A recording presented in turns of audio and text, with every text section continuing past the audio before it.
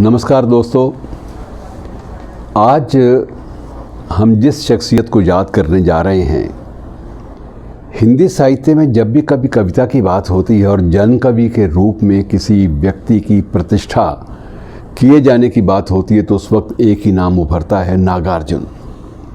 नागार्जुन को बाबा नागार्जुन के नाम से ज़्यादा जाना जाता है और नागार्जुन का जन्म आज ही की तारीख को हुआ था और मधुबनी बिहार में हुआ था इनका जन्म। मित्रों, फक्कड़ कवि इनसे बड़ा कोई नहीं हुआ, फ़कीर बिल्कुल, और इसलिए इनको जन कवि भी कहा जाता था कि ये जन कवि है जो आम आदमी के साथ जुड़ जाता है कविता के माध्यम से और जुझारू ज़िंदगी शुरुआत से लेकर अंतिम दौर तक। आप अंदाज़ा लगाइए कि जिस शख्स ने अपनी ज़िंदगी में 21 कविता संकलन दिए हों, 16 उपन्यास दिए हों, 3 निबंध संग्रह दिए हों और मैथिली भाषा जिस पर इनकी पकड़ बहुत ज़्यादा थी उसमें भी इन्होंने 7 ग्रंथ मैथिली भाषा में दिए। निरंतर लिखते रहना और निरंतर संवाद स्थापित करते रहना आम आदमी के साथ और विशिष्ट जन के साथ भी, ये इनकी बहुत बड़ी विशेषता थी जो भारतीय कविता में, भारतीय कविता का मतलब ये है कि इसमें हिंदी भी है, इसमें अन्य जो क्षेत्रीय भाषाओं की कविताएं हैं वो भी शामिल हैं। आपको कोई भी ऐसा नाम नहीं मिलेगा जिस व्यक्ति ने इतने ज़्यादा सृजनशील बर्ताव का, सृजनशील बिहेवियर का परिचय कभी दिया हो। इतना ज़्यादा किसी ने नहीं लिखा।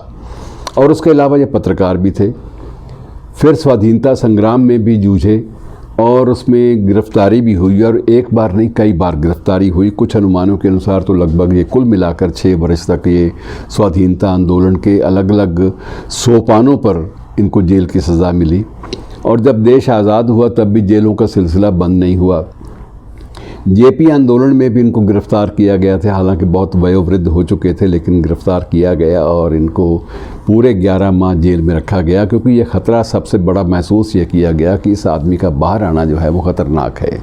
और उसके संदर्भ में इनकी एक कविता, जब महारानी एलिजाबेथ जब भारत में आई थी तो उस वक्त इनकी एक कविता बड़ी लोकप्रिय हुई थी कि आओ रानी हम ढोएंगे पालकी, जय जवाहरलाल की। और इस तरह से इन्होंने उस वक्त ये सिद्ध किया था कि ये देश जिस पर इन लोगों ने, अंग्रेज़ों ने राज किया है, अगर आज उनका कोई राज प्रमुख आ रहा है तो उसके आने पर उसके स्वागत में इतना व्यापक स्तर पर खर्च करना इनको बहुत चुभा था और उन्होंने इस बात पे आपत्ति की थी। और तब इनकी कविता बहुत लोकप्रिय हुई थी कि यही हुई है राय जवाहरलाल की, आओ रानी हम ढोएंगे पालकी। और ये जन जन की आवाज़ बन गई थी और आम आदमी की ज़बान पे चढ़ गई थी।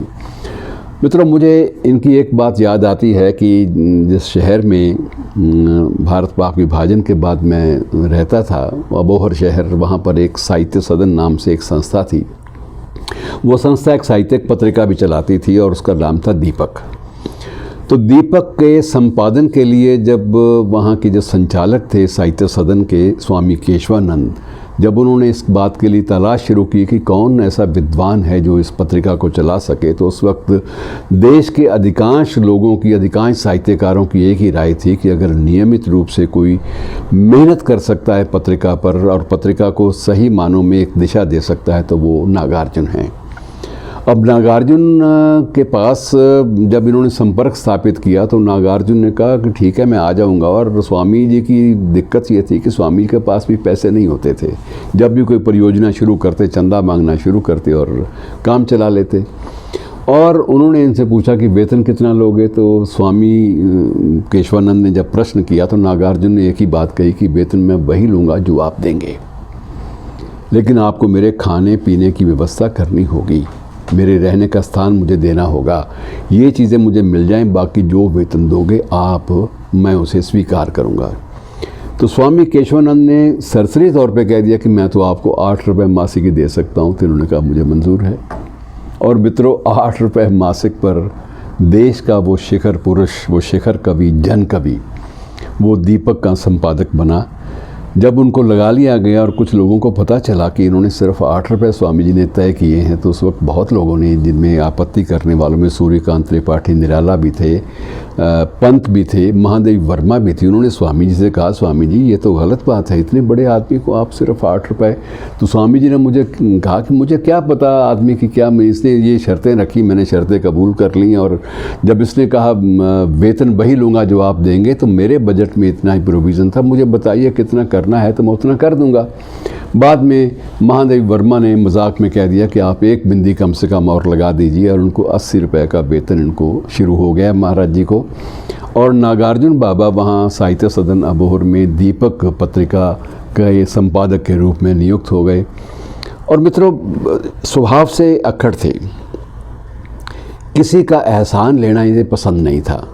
स्वामी केशवानंद को समझ में आ गई कि शुरुआती दौर में दीपक इनकी पत्रिका की मांग इतनी ज़्यादा बढ़ गई कि उनके लिए छापना मुश्किल हो गया। उन्होंने रोका, नागार्जुन इतनी यार इसको लोकप्रिय मत बनाओ, मैं तो फंस जाऊँगा, मैं कहाँ से छापूँगा इतनी पत्रिकाएँ, मेरे पास तो इतने साधन ही नहीं हैं।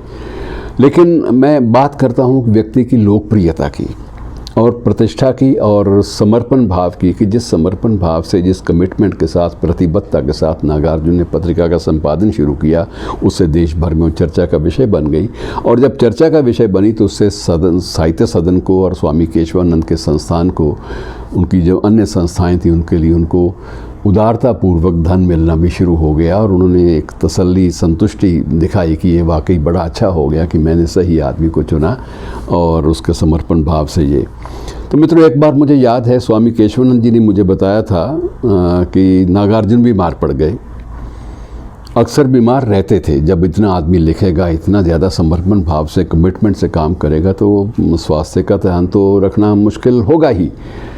तो उस वक्त इनके दवा दारू के लिए इन्होंने, जब स्वामी जी ने कहा कि कोई व्यवस्था कर दूं, तो उन्होंने कहा व्यवस्था वही होगी जो आप करेंगे, और दूसरा मैं किसी की मदद नहीं लूँगा। जो मेरे पास आप पैसे देते हैं उसमें से कोशिश करूँगा बिल चुका दूँ, कोई कमी बेशी रह जाए तो आप चुका दीजिएगा, बाकी किसी का एहसान मैं नहीं लूँगा। इत्तेफाकन वहाँ पर एक वरिष्ठ उन दिनों नेता थे, चर्चित नेता थे, चौधरी देवीलाल, वो आए हुए थे। वो अक्सर स्वामी केशवानंद से मिलने के लिए आ जाते थे, और उस वक्त उन्होंने, स्वामी ने कहा कि इस तरह से हमारा एक साहित्यकार बीमार पड़ा है और उसकी दवा दारू के लिए चौधरी को बंदोबस्त करो, जिससे उसको पता भी न चले, स्वाभिमानी ज़्यादा, उसको पता चल गया कि किसी और के पैसे से वो इलाज करवा रहा है तो वो नहीं करवाएगा।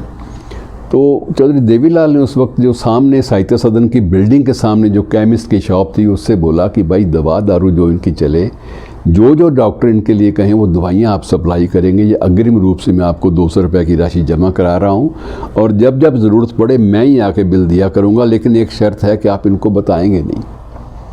इनको पता चल गया कि ये पैसे मेरे हैं, किसी राजनीतिज्ञ के हैं, तो ये आदमी दवाई लेने से इनकार कर देगा। कहने का मतलब ये है कि लंबी कहानी है, लेकिन आदमी इतना स्वाभिमानी कि किसी भी राजतंत्र से जुड़े हुए व्यक्ति से एक पैसे की सहायता भी ना लेना इनका संकल्प होता था। सिर्फ जन कवि के रूप में अपनी प्रतिष्ठा को बहाल रखते थे और जन भावनाओं के प्रति समर्पित रहते थे। सम्मान इनको सारे मिले इनके जीवन काल में, इसमें कोई संदेह नहीं है। इनको भारत भारती सम्मान उत्तर प्रदेश का सबसे बड़ा सम्मान माना जाता है, वो भी इनको मिला।